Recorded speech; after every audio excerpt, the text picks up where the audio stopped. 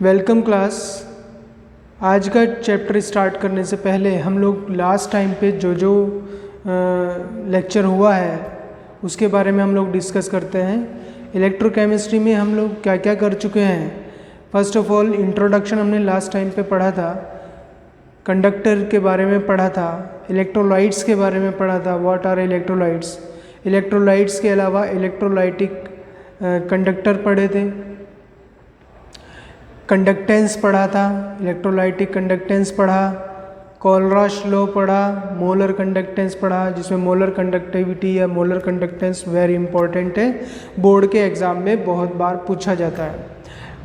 Electrolytic conductors के साथ साथ हम लोगों ने ये पढ़ा था इलेक्ट्रोकेमिस्ट्री में क्या होता है। इलेक्ट्रोकेमिस्ट्री में जनरेशन होता है इलेक्ट्रिसिटी का थ्रू द केमिकल्स, हम लोगों ने ये लास्ट टॉपिक पे देख चुके हैं। तो हम ये जानते हैं कि इसमें क्या होगा कि इलेक्ट्रिकल एनर्जी कन्वर्ट कर सकते हैं हम केमिकल एनर्जी में, और केमिकल एनर्जी से इलेक्ट्रिसिटी या इलेक्ट्रिकल एनर्जी में कन्वर्ट कर सकते हैं। इसी बात को हम लोग आगे चर्चा करते हैं कि जिस कंटेनर में केमिकल एनर्जी को इलेक्ट्रिकल एनर्जी में कन्वर्ट किया जाता है उसे हम सेल कहते हैं। तो सेल जो है, हम यहाँ पर एक टाइप का सेल पढ़ रहे हैं, इलेक्ट्रोकेमिकल सेल या गैल्वेनिक और वोल्टाइक सेल। इसका एक एग्जांपल है गैल्वेनिक और वोल्टाइक सेल। जो नाम दिया, ये जो कंटेनर है, इस टाइप के अरेंजमेंट को गैल्वेनिक और वोल्टाइक सेल नाम दिया था। इसमें जो किसके ऑनर्स के लिए दिया था कि गैल्वेनिक साइंटिस्ट थे और वोल्टाइक साइंटिस्ट थे, जिनके ऑनर में हम इनका नाम रखा जाता है। डैनियल साइंटिस्ट थे, उन्होंने एक अरेंजमेंट बताया। किसके अरेंजमेंट था? जिंक और कॉपर मेटल का अरेंजमेंट था। जिंक और कॉपर मेटल का अरेंजमेंट रहा, तो उसको उन्होंने डैनियल सेल में के बारे में डिस्कशन किया था। इसमें क्या होता है, इसकी वर्किंग हम देख लेते हैं ज़रा। एक अरेंजमेंट होता है जिंक मेटल और एक अरेंजमेंट होता है कॉपर मेटल। दोनों ही अलग अलग कंटेनर में रखे रहते हैं। अलग अलग कंटेनर में रखे होने के कारण से इसमें क्या होगा, एक जिंक जो मेटल है, जिंक रॉड है, वो किस में रहती है? जिंक सल्फेट के साल्ट में, इलेक्ट्रोलाइट्स में डिपॉजिट रहती है सॉल्यूशन में। और जो कॉपर है वो कॉपर सल्फेट इलेक्ट्रोलाइट्स में डिपॉजिट रहती है या इमर्ज रहती है। इसमें क्या होता है, दोनों जो कंटेनर हैं, एक ऑक्सीडेशन होता है और एक रिडक्शन रिएक्शन के लिए होता है। तो इस वजह से चूंकि इनमें दोनों में आधी आधी रिएक्शन हो रही है, यानी कि हाफ हाफ रिएक्शन होते हैं, तो इसीलिए इन्हें हाफ सेल भी बोलते हैं। ठीक है, और इनकी रिएक्शन को हाफ सेल रिएक्शन बोला जाता है। अब इसके बाद हम लोग देखते हैं कि ये काम कैसे करता है। सपोज ये जिंक है, जिंक को जब उसी के मेटल में जिंक मेटल को जब उसी के सॉल्यूशन में रखा जाता है, उसी के इलेक्ट्रोलाइटिक सॉल्यूशन में रखा जाता है, तो जिंक की टेंडेंसी होती है कि जिंक इलेक्ट्रॉन को डोनेट कर देता है और एक चार्ज गेन करता है 2 इलेक्ट्रॉन। तो ये जो रिएक्शन है, ये एक ऑक्सीडेशन रिएक्शन है। ऑक्सीडेशन हमने बताया था कि किसके लिए होती है? जब इलेक्ट्रॉन डोनेट होते हैं। इलेक्ट्रॉन डोनेट होने पर, यानी कि ये इस वाले सेल की हाफ सेल रिएक्शन है। ठीक है, यह ऑक्सीडेशन रिएक्शन है। ये कैसी रिएक्शन होगी? ऑक्सीडेशन। और ऑक्सीडेशन जो रिएक्शन होती है वो हमेशा ही एनोड पर होती है, यानी कि ये एनोड पर होने वाली रिएक्शन है। दूसरी ओर कैथोड पर होने वाली रिएक्शन क्या होगी? जो कॉपर मेटल होता है, कॉपर जो मेटल, कॉपर आयन जो होता है, जो कि ऑलरेडी सॉल्यूशन में है, वो कॉपर आयन रॉड से इलेक्ट्रॉन गेन कर लेता है। वो रॉड से यानी कि इलेक्ट्रोड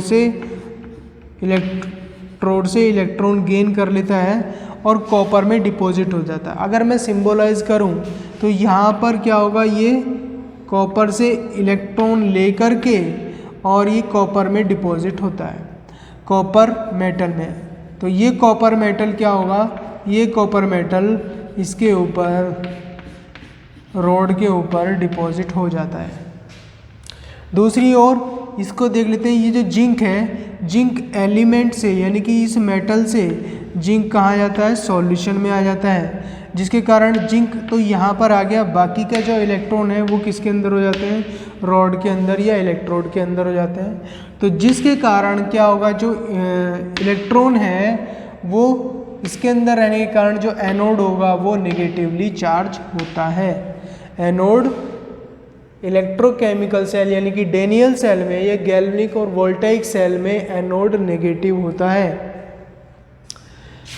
यहाँ पर कॉपर, चूंकि कॉपर से इलेक्ट्रॉन कहाँ जा रहे हैं, ये कॉपर आयन एक्सेप्ट कर रहा है, जिसके कारण इस पर पॉजिटिव चार्ज आ जाता है, इलेक्ट्रॉन की कमी हो जाती है। इलेक्ट्रॉन की कमी होने के कारण से इस पर पॉजिटिव चार्ज आ जाता है और ये पॉजिटिव चार्ज कैथोड का काम करता है। यानी कि ये जो पॉजिटिव चार्ज होता है ये किस पर होता है, कैथोड पर होता है। ये पॉजिटिव चार्ज कैथोड पर आता है। और चूंकि यहाँ पर इलेक्ट्रॉन गेन किए गए हैं, गेन करने के कारण ये जो रिएक्शन कहलाती है वो रिडक्शन रिएक्शन कहलाती है। तो ये दो हाफ सेल रिएक्शन होती हैं। हाफ सेल रिएक्शन को हम अगर नेट सेल रिएक्शन में भी प्रोड्यूस करें, नेट सेल रिएक्शन में देखें, यानी कि जो दो अलग अलग कंटेनर हैं इनमें जो रिएक्शन हो रही है उनकी ये रिएक्शन मैंने लिख दी है, इसमें ये रिएक्शन होती है। अगर इसको कंटेनर को इसकी नेट सेल रिएक्शन लिखें, यानी कि कंप्लीट सेल में क्या रिएक्शन हो रही है उस चीज़ को लिखें, तो हम सबसे पहले क्या काम करते हैं, इलेक्ट्रॉन बैलेंस करते हैं। ये देखिए यहाँ पर 2 इलेक्ट्रॉन है, इसमें 2 इलेक्ट्रॉन है, दोनों इलेक्ट्रॉन को मैंने बैलेंस करा और इसे क्या कर दिया, सबट्रैक्ट कर दिया जाए।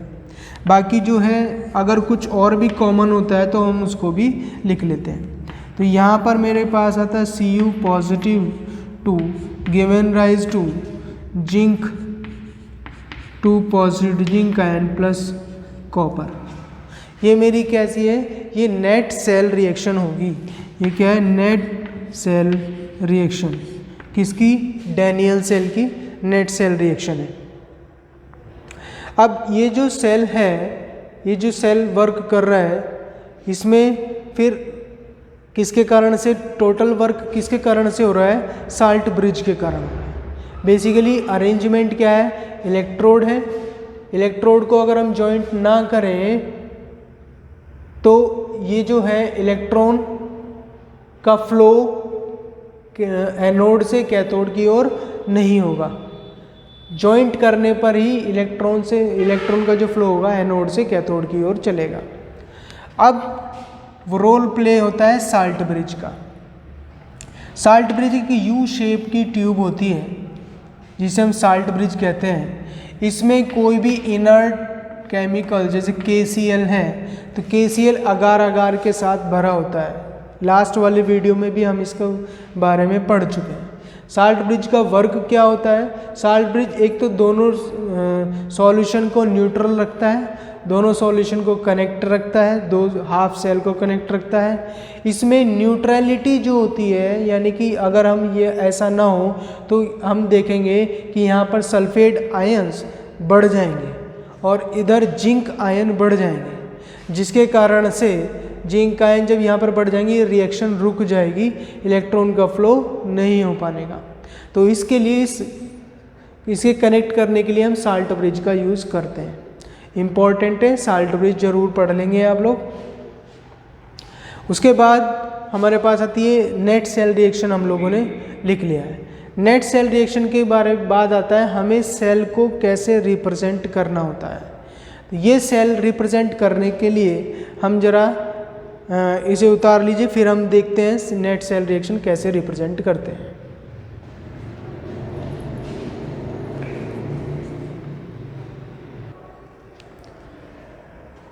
नेक्स्ट हम लिख रहे हैं नेट सेल रिएक्शन, यानी किसी भी सेल को हमें रिप्रेजेंट करना आना चाहिए। तो उसके लिए मैं सबसे पहले जो एक निशान लगाता हूँ दैट इज़ डबल, एक पैरेलल लाइन लेता हूँ। ये जो पैरेलल लाइन रिप्रेजेंट करती है ये साल्ट ब्रिज को रिप्रेजेंट करती है, साल्ट ब्रिज को रिप्रेजेंट करती है। ध्यान रखेंगे पैरेलल लाइन हम इसमें जरूर लगाएंगे। ये साल्ट ब्रिज को, इसके जो ये लेफ्ट साइड होती है यानी कि यहाँ पर ये जो लेफ्ट साइड है और एक यहाँ पर क्या है, राइट साइड है। तो लेफ्ट साइड में हम हमेशा ही एनोड को रखते हैं। जो भी एनोड वाली रिएक्शन है वो हम यहाँ पे रखेंगे। एनोड के साथ हम कंसंट्रेशन भी ले सकते हैं। कंसंट्रेशन दी होगी, अगर हमें सॉल्यूशन की कंसंट्रेशन दी है इलेक्ट्रोलाइट्स की, वो भी लिखेंगे। अगर नहीं दी है तो हम इसी पार्ट को स्किप कर सकते हैं। उसके बाद राइट साइड में हम लिखेंगे कैथोड। कैथोड की हम रिएक्शन लिखेंगे। कैथोड की रिएक्शन के साथ ही हम अगर कंसंट्रेशन दी है तो यहाँ पर हम कंसंट्रेशन लिख देंगे।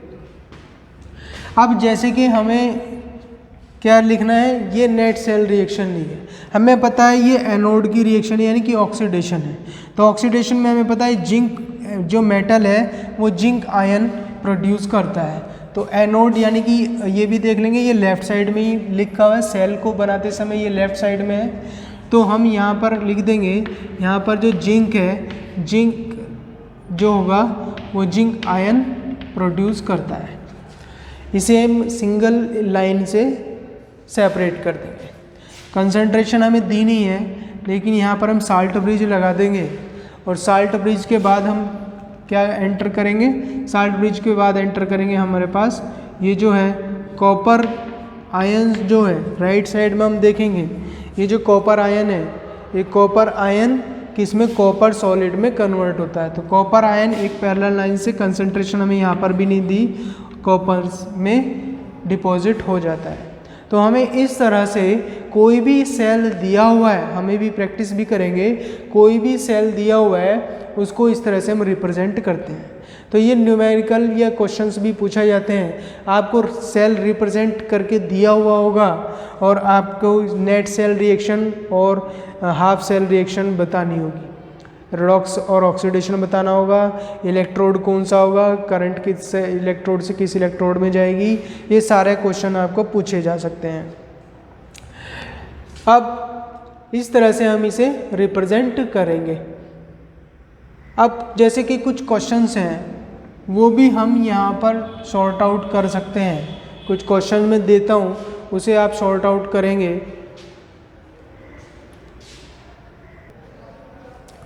यहाँ पर हम ये जो न्यूमेरिकल है इसे पढ़ लेंगे और ये सॉर्ट आउट करेंगे कुछ टाइम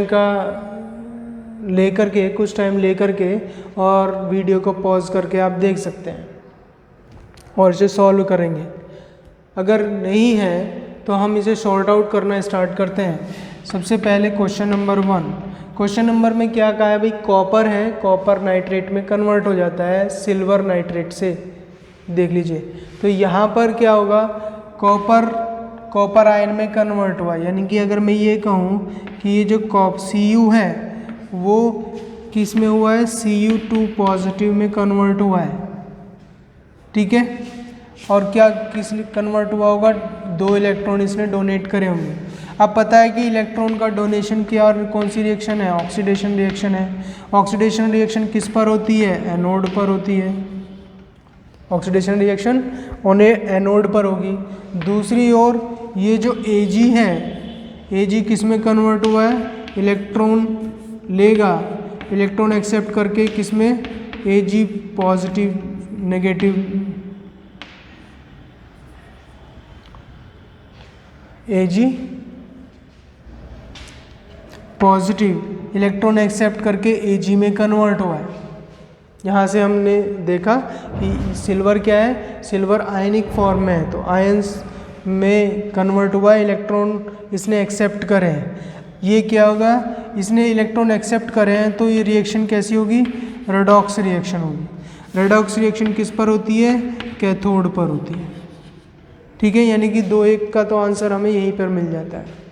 फिर क्या हो गया, हमें ये भी पता चल गया कि रिएक्शन हाफ सेल रिएक्शन हमने देख ली है। नेट सेल रिएक्शन भी मैं यहाँ पर करके देख सकता हूँ। इलेक्ट्रॉन को बैलेंस करना है, 2 इलेक्ट्रॉन है, 1 इलेक्ट्रॉन है, तो इसे 2 से मल्टीप्लाई कर दीजिए, इलेक्ट्रॉन को आप यहाँ से डिडक्ट कर दीजिए। बाकी क्या बचा है, कॉपर में आपको यही आयनिक फॉर्म में रिएक्शन मिल जाएगी। Copper +2 Ag given rise to copper +2 plus 2 Ag। Net cell reaction, ये क्या है? नेट सेल रिएक्शन है। अब मुझे क्या करना है? सेल को रिप्रेजेंट करना है, कंस्ट्रक्ट द सेल। तो सेल को रिप्रेजेंट करने के लिए मुझे क्या करना होगा? एक salt bridge, left hand side, यानी कि लेफ्ट हैंड साइड में क्या रखना है? लेफ्ट हैंड साइड में रखना है मुझे एनोड, और इस साइड में क्या रखना है? इस साइड में रखना है कैथोड। तो एनोड वाली रिएक्शन लिख लीजिए। एनोड की रिएक्शन है कॉपर प्लस 2। तो यहाँ पर है कॉपर डिपॉजिट हुआ कॉपर प्लस 2 में। कैथोड की रिएक्शन है 2Ag प्लस ये किस में कन्वर्ट हो गया? 2Ag में। तो इस तरह से मैं कंस्ट्रक्ट कर देता हूँ। कौन सा होगा? एनोड यहाँ पर क्या है? एनोड होगा नेगेटिव। एनोड कैसा होगा? नेगेटिव। कैथोड कैसा है? पॉजिटिव है। और क्या पूछा है? Which shall act as anode and which act as cathode. तो एनोड पर किसने कौन सा हुआ? कौन सा इलेक्ट्रोड है? कॉपर इलेक्ट्रोड एनोड पर है और सिल्वर इलेक्ट्रोड कैथोड पर है। इस तरह से हमें ये सॉर्ट आउट करना है। नेक्स्ट क्वेश्चन जो है वो आप लोगों को सॉल्व करना है। इसी तरह से ये सॉल्व करने होंगे। क्लियर? इतनी बात समझ में आ जाती है। तो आज हम लोगों ने जो देखा वो गैल्वेनिक सेल के बारे में थोड़ा सा हम लोग चर्चा करी है। इससे आगे भी हम थोड़ा चर्चा करते हैं।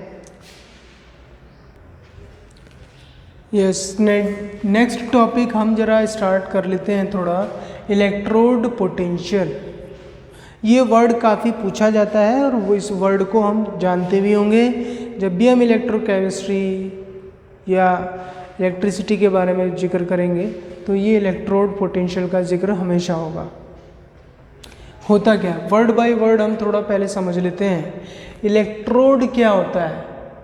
इलेक्ट्रोड को अगर हम लोग समझें तो इलेक्ट्रोड वो मेटल है या वो कंडक्टर है जिसके द्वारा हम किसी सेल से इलेक्ट्रिसिटी लेते हैं या उसमें इलेक्ट्रिसिटी देते हैं, यानी कि चार्ज उससे लेते हैं या उसको चार्ज देते हैं।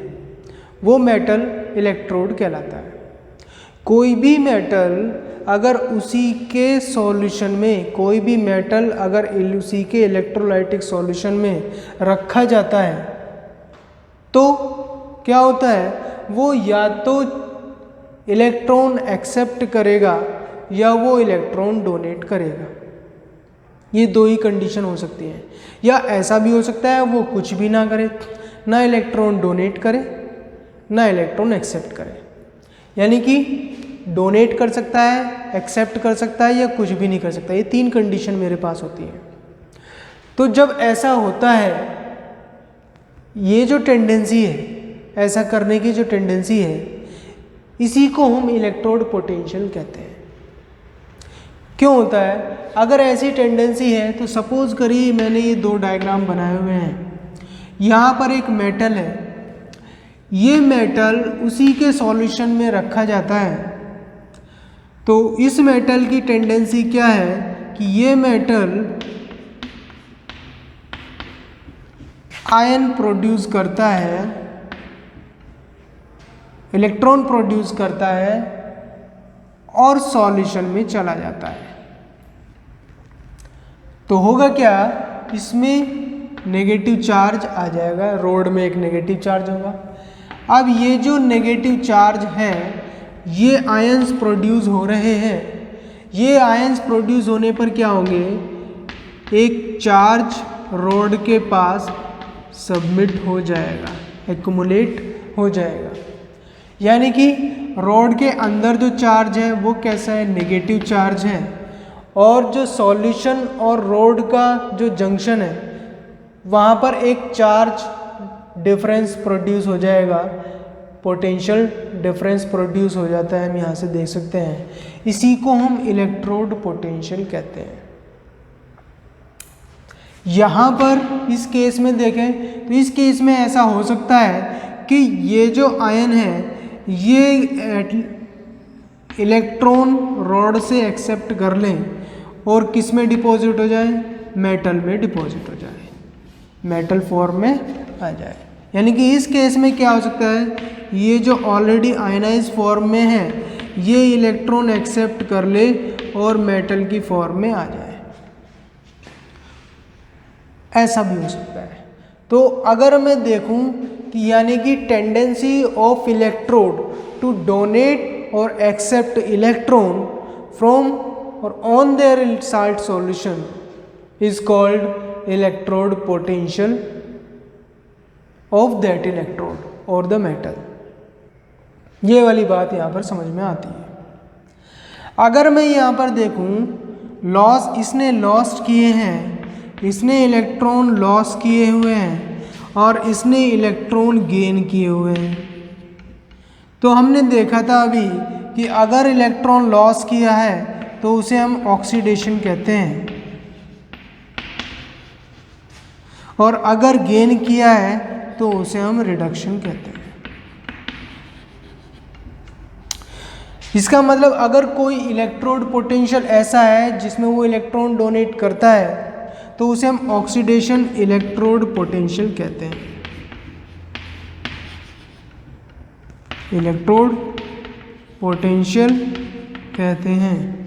और इसे हम क्या कहते हैं, रिडक्शन इलेक्ट्रोड पोटेंशियल,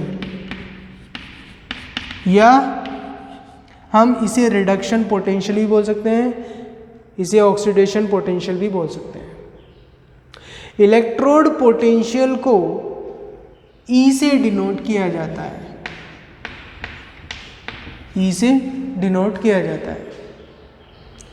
तो ऑक्सीडेशन यानी कि इलेक्ट्रोड पोटेंशियल दो टाइप का हुआ। इसका मतलब जो ई है इलेक्ट्रोड पोटेंशियल है ईपी, वो दो टाइप का हुआ। एक तो गेन कर रहा है तो रिडक्शन इलेक्ट्रोड पोटेंशियल, और लॉस कर रहा है तो ऑक्सीडेशन इलेक्ट्रोड पोटेंशियल। ये बात ध्यान रहेगी। अब जो इनकी मैग्नीट्यूड है यानी कि वैल्यू है, मेटल के कितनी वैल्यू आ रही है, ऑक्सीडेशन की कितनी और रिडक्शन की कितनी आ रही है, तो ये बात जान लेंगे कि हमेशा ही जो ऑक्सीडेशन रिडक्शन पोटेंशियल है वो ऑक्सीडेशन इलेक्ट्रोड पोटेंशियल है वो हमेशा इलेक्ट्रोड रिडक्शन पोटेंशियल के बराबर होगा, लेकिन उसका जो साइन है वो चेंज होगा। ऐसे ही रिडक्शन पोटेंशियल जो है वो ऑक्सीडेशन पोटेंशियल के बराबर होगा, लेकिन उसका जो साइन है वो चेंज होगा। यानी कि ये दोनों बराबर होते हैं। क्लियर हो जाती है बात। इसका मतलब क्या होता है कि अगर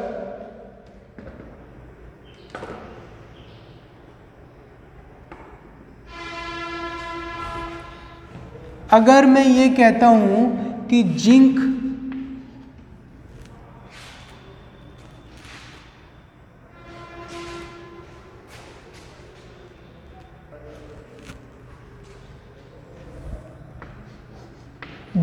का ऑक्सीडेशन पोटेंशियल अगर मैं कहता हूं कि -0.76 वोल्ट है, इलेक्ट्रोड पोटेंशियल की जो यूनिट है वो वोल्ट होती है, वोल्ट है, तो जिंक का जो रिडक्शन पोटेंशियल होगा वो कितना होगा, +0.76 वोल्ट।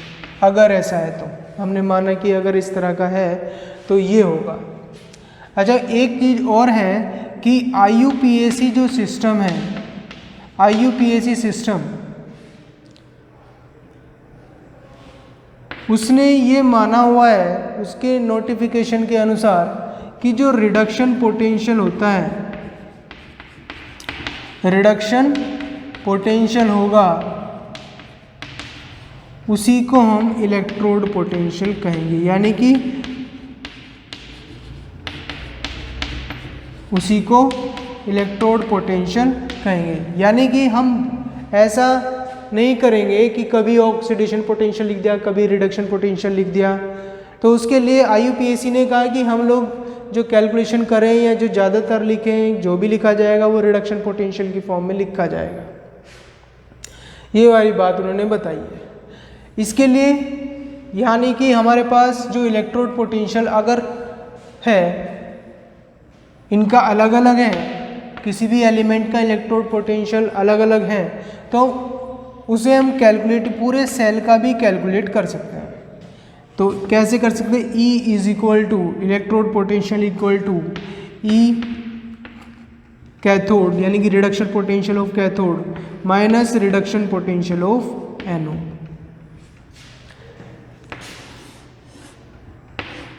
ये किसका है? ये पूरे सेल का होगा। ई सेल हमें कैलकुलेट करना है तो हम इस फॉर्मूले से ई सेल कैलकुलेट कर सकते हैं। किसी एक का इलेक्ट्रोड पोटेंशियल निकाल सकते हैं, किसी एलिमेंट का, इस तरह से हम निकालेंगे। क्लियर हो जाती है बात? इस चीज को ध्यान रखें।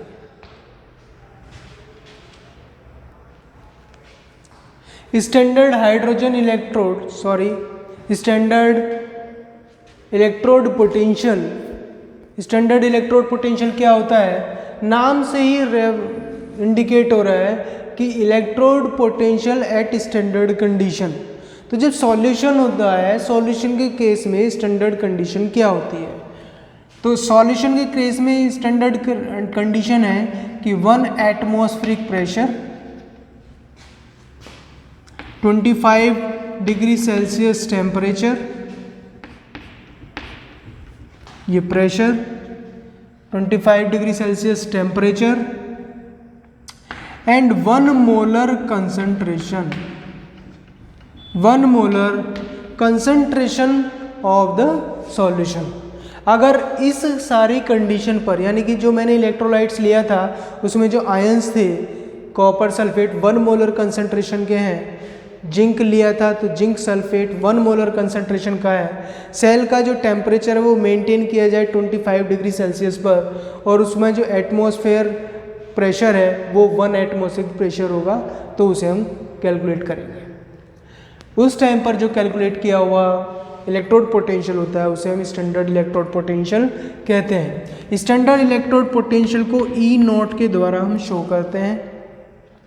बाकी फॉर्मूला वही होता है। अगर मुझे किसी सेल का स्टैंडर्ड इलेक्ट्रोड पोटेंशियल निकालना है तो यहाँ पर मुझे कैथोड का standard electrode potential minus anode का स्टैंडर्ड इलेक्ट्रोड पोटेंशियल में निकाल करके ये फार्मूला लगा करके निकाल दूंगा। ऐसे जैसे कि इलेक्ट्रोड पोटेंशियल था, ऐसे ही इलेक्ट्रोड पोटेंशियल जो होते हैं यहाँ पर भी 2 टाइप के होते हैं। स्टैंडर्ड इलेक्ट्रोड पोटेंशियल भी, जैसे कि ऑक्सीडेशन स्टैंडर्ड इलेक्ट्रोड पोटेंशियल और रिडक्शन स्टैंडर्ड इलेक्ट्रोड पोटेंशियल, और इनकी जो वैल्यू होती है, मैग्नीट्यूड जो होता है वो सेम होता है, लेकिन उनका जो साइन होता है वो अपोजिट होता है। जैसे कि अगर मैं ये कहता हूँ कि standard oxidation potential is equal to standard reduction potential, लेकिन उसका साइन डिफरेंट होगा।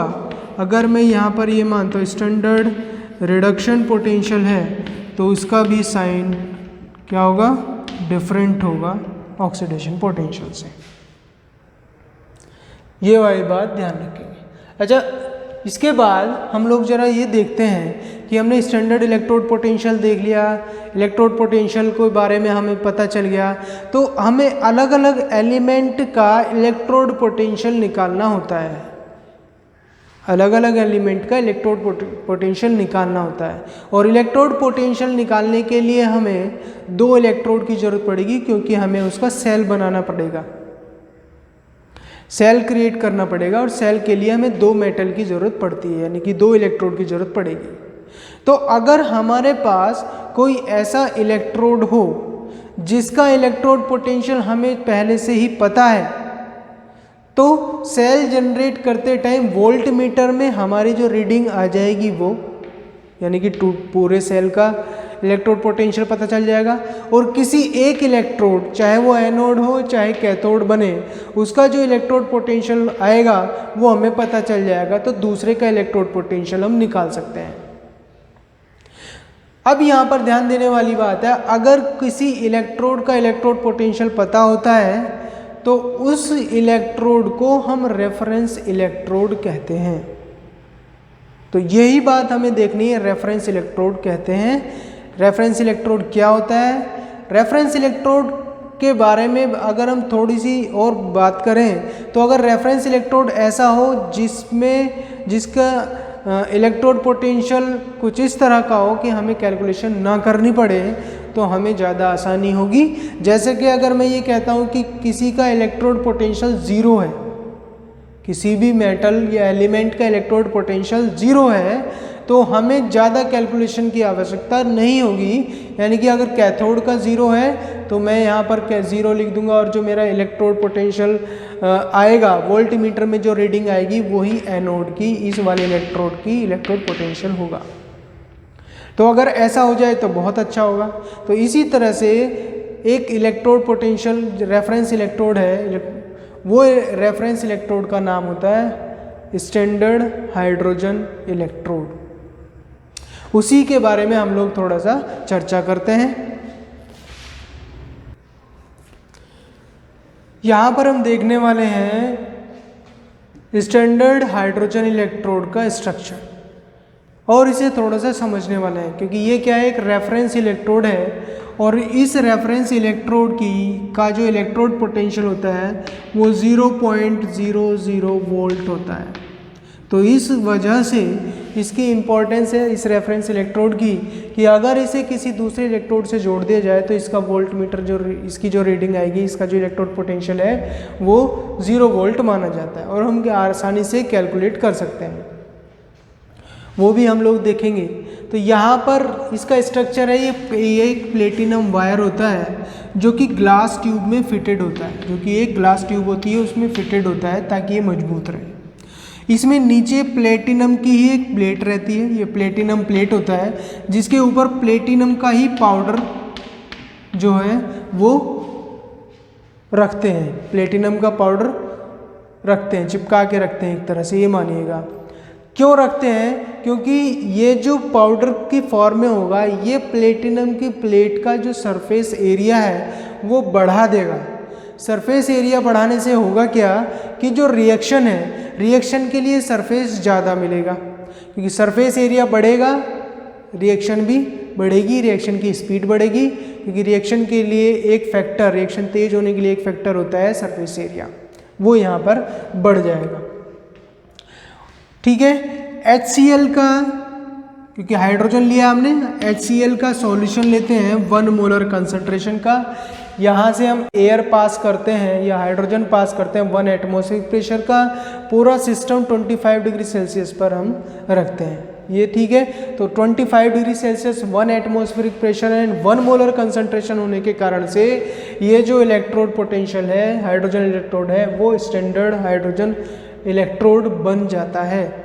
क्लियर हो जाती बात। अब इसके फंक्शन की बात करते हैं। अगर किसी मेटल से ये जोड़ा जाता है तो ऑब्वियसली या तो ये कैथोड बनेगा, यानी कि या तो इलेक्ट्रॉन एक्सेप्ट करेगा या फिर ये इलेक्ट्रॉन डोनेट करेगा और इसमें ऑक्सीडेशन होगा और ये एनोड का काम करेगा। तो दोनों ही केस में अगर हम देखते हैं कि यहाँ पर देखिए हाइड्रोजन आयन भी उपस्थित है, सॉल्यूशन में ऑब्वियसली हाइड्रोजन आयन उपस्थित होंगे। हाइड्रोजन आयन अगर उपस्थित है तो इस प्लेटिनम वायर से इलेक्ट्रॉन गेन करेंगे और हाइड्रोजन में कन्वर्ट हो जाएंगे और ये हाइड्रोजन मिलकर के हाइड्रोजन बना लेगी, हाइड्रोजन गैस बनाएगी। गैस जो लिक्विड में होगा वो लिक्विड गैस की फॉर्म में, गैस किस फॉर्म में आ जाएगी? बबल्स की फॉर्म में आ जाएगी। तो मैं यहाँ पे लिख देता हूँ, ये क्या है? ये बबल्स है, तो बबल्स मिलेगा। यानी कि मैंने क्या लिखा, अगर ये जो सॉल्यूशन के अंदर जो हाइड्रोजन है H+ है, ये मेटल से इलेक्ट्रॉन गेन करेगी और हाइड्रोजन में कन्वर्ट हो जाएगी। ये जो हाइड्रोजन एटम है, ये हाइड्रोजन एटम एक दूसरे से कंबाइन करके हाइड्रोजन गैस के फॉर्म में आ जाएंगे और ये क्या हो जाएगी? गैस एस्केप होना स्टार्ट हो जाएगी, जिसके कारण से बबल्स क्रिएट हो जाएंगे। यानी कि मुझे पता चल जाएगा कि ये जो रिएक्शन है ये कैसी है, ये रिडक्शन रिएक्शन है, और रिडक्शन रिएक्शन होने के कारण से ये जो सेल है, ये जो हाफ सेल है वो क्या बन रहा है, कैथोड बन रहा है। क्लियर हो जाती है बात। अब इसी का अपोजिट अगर ये एनोड बने, अगर ये एनोड बनता है तो क्या होगा, ये जो हाइड्रोजन है H2, ये हाइड्रोजन आयन की फॉर्म में आएंगे और 2 इलेक्ट्रॉन डोनेट करेंगे। डोनेट करने के कारण से ये रिएक्शन कैसी हो जाएगी, ऑक्सीडेशन रिएक्शन हो जाएगी, और ये एनोड का कार्य करेगा। क्लियर हो जाती है बात। यानी कि अगर एनोड भी पता चल जाएगा हमें और कैथोड भी पता चल जाएगा। एनोड अगर बनेगा तो कोई हाइड्रोजन गैस बबल्स के रूप में नहीं आएगी, तो हमें पता चल जाएगी कि भाई ये एनोड बना है। और अगर हाइड्रोजन गैस बबल्स के रूप में बाहर आ रही है तो हमें पता चल जाएगा ये कैथोड बना हुआ है। क्लियर हो जाती है बात इतनी। अब ये देख लेते हैं कि ये जो काम कर रहा है, इलेक्ट्रोड पोटेंशियल कितना है इसका, 0। हमेशा ही इसमें भी कैथोड के में भी ये काम करता है तो 0 रहेगा, और एनोड के केस में भी ये 0 ही रहेगा। ये इसका फंक्शन होता है। क्लियर।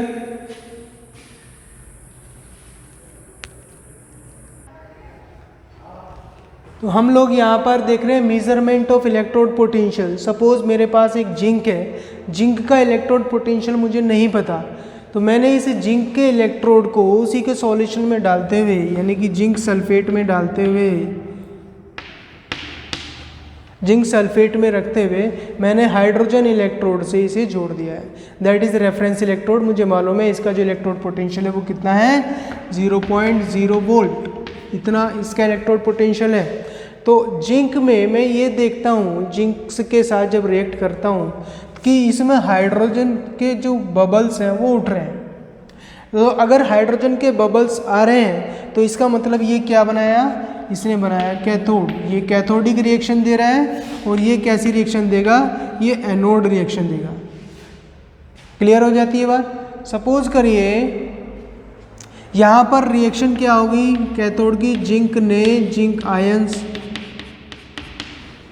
करा, और यहाँ पर हाइड्रोजन की रिएक्शन क्या होगी, हाइड्रोजन की रिएक्शन इलेक्ट्रॉन ये गेन करेगा और क्या बना लेगा, 2H2, और ये बबल्स की फॉर्म में बाहर आ जाएगा।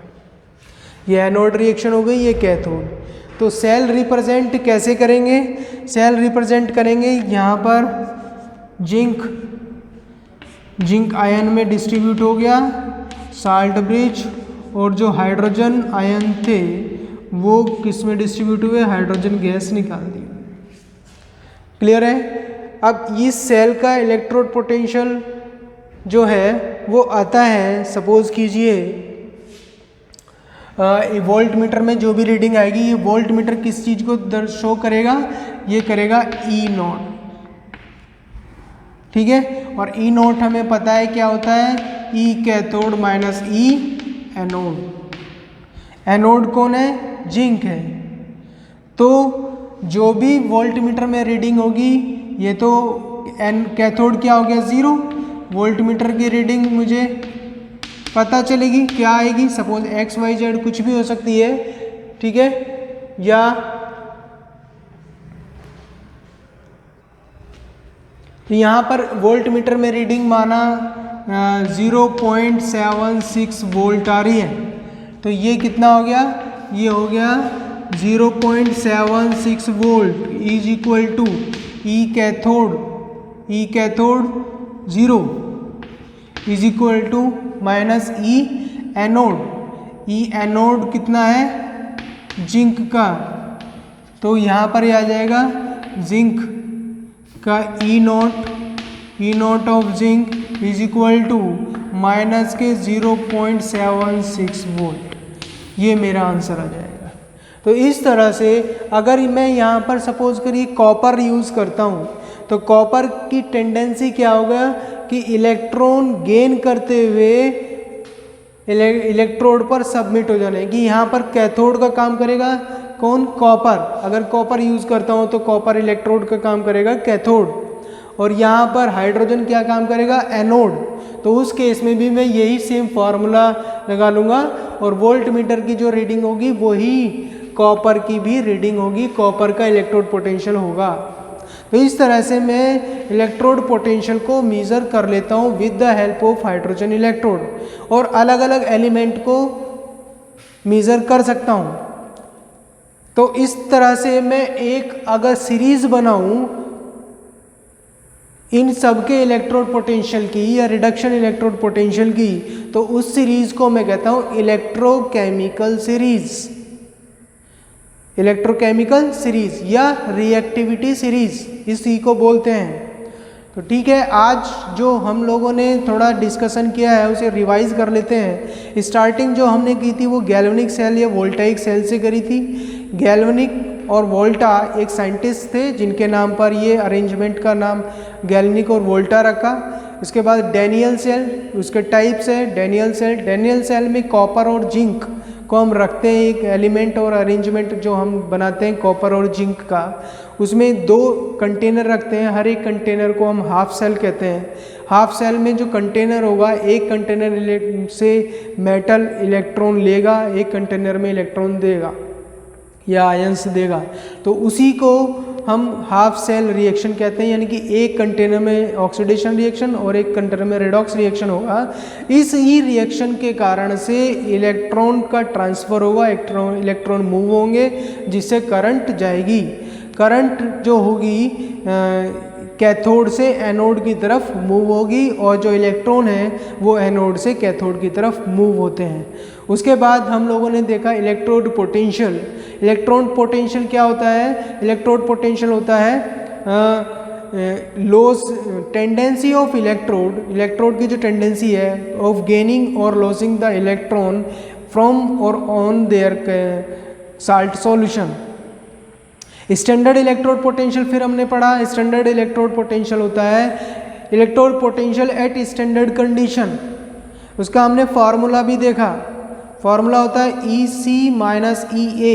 आप इसे CA याद रख लीजिए, तो EC माइनस EA हमें पता चल जाएगा। रिडक्शन पोटेंशियल हम इसमें लेते हैं, इसमें जो यूज़ करते हैं वो रिडक्शन पोटेंशियल कहते हैं। अब उसके बाद जो आता है वो आता है स्टैंडर्ड हाइड्रोजन इलेक्ट्रोड। ये that is a reference electrode. Reference electrode उसे कहते हैं जब हम मेज़र करते हैं तो एक का इलेक्ट्रोड पोटेंशियल हमें पता होता है। जिसका इलेक्ट्रोड पोटेंशियल पता होता है उसकी हेल्प से हम दूसरे का इलेक्ट्रोड पोटेंशियल निकालते हैं, तो उसे हम रेफरेंस इलेक्ट्रोड कहते हैं। रेफरेंस इलेक्ट्रोड का एक टाइप है कंस्ट्रक्शन है ये हाइड्रोजन इलेक्ट्रोड का। इसका स्ट्रक्चर हमने पढ़ा था। ये दोनों की तरह से काम कर सकता है, कैथोड से की तरह से भी काम कर सकता है और एनोड की तरह से भी काम कर सकता है। इसका जो इलेक्ट्रोड पोटेंशियल होता है वो 0.0 वोल्ट होता है। फिर हमने measurement of cathode, measurement of electrode potential देखा।